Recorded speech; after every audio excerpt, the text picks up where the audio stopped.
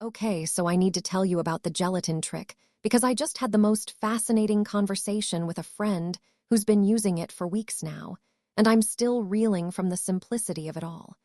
Apparently, the gelatin trick requires just 3 ingredients: gelatin, water, and lemon juice. Yeah, that's it.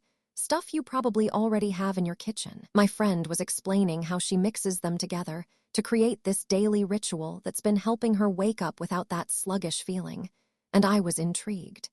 The gelatin trick is all about creating a gentle, nourishing habit that can have a profound impact on your overall wellness. By incorporating these 3 basic ingredients into your daily routine, you can start to notice some pretty remarkable changes. The gelatin trick is really all about harnessing the power of these simple ingredients to help your body function at its best. If you're curious about how to get started with the gelatin trick, I've got a link to a helpful resource in the description below. And be sure to check out the pinned comment for some additional tips and tricks to help you make the most of this daily ritual. Head on over to the description to dive in and start experiencing the benefits of the gelatin trick for yourself.